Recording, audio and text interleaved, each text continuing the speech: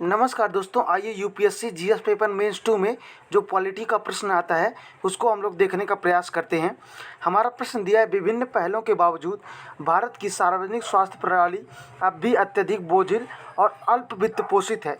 स्वास्थ्य सेवा वितरण के सहकारी संघवाद की भूमिका पर परीक्षण कीजिए। ठीक है, और हमको 150 वर्ड में इसका आंसर लिखना है।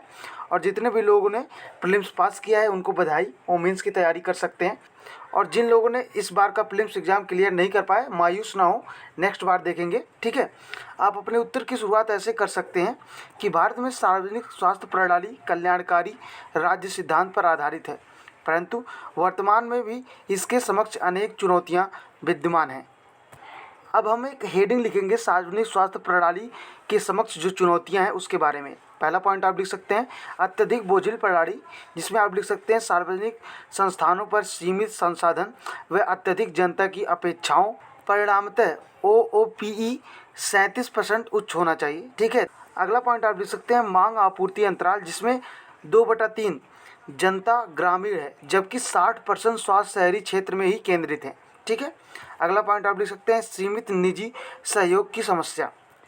अब देखिए अल्प पोषित कैसे है, इसको लिखेंगे। देखिए स्वास्थ्य पर कम खर्च, जीडीपी का लगभग 1.8% ही खर्च किया जाता है इस पर। ठीक है, दूसरा पॉइंट आप लिख सकते हैं आधारित अवसंरचना का अभाव। तीसरा पॉइंट आप लिख सकते हैं तृतीय प्रणाली यानी कि उपचारात्मक पर अधिक खर्च जबकि प्राथमिक स्वास्थ्य प्रणाली निर्माणात्मक पर कम खर्च। सहकारी संघवाद की क्या भूमिका है, इसको हम लिखेंगे 3-4 पॉइंट। पहला पॉइंट आप लिख सकते हैं राज्य जमीनी स्तर पर कार्यरत रूप में, जैसे अनुसूची 7 में स्वास्थ्य राज्य सूची का विषय है। दूसरा पॉइंट आप लिख सकते हैं सामुदायिक स्वास्थ्य भागीदारी, जैसे मोहल्ला क्लिनिक हो गया, जन आरोग्य मंदिर हो गए। ठीक है, दूसरा आप लिख सकते हैं कि नागरिक समाज सहयोग लिया जाना। चौथा पॉइंट आप लिख सकते हैं डिजिटलीकरण से लाभ, जैसे ई संजीवनी हो गया। पांचवा पॉइंट आप लिख सकते हैं निजी क्षेत्र भागीदारी, जैसे चिरंजीवी योजना गुजरात में चल रही है।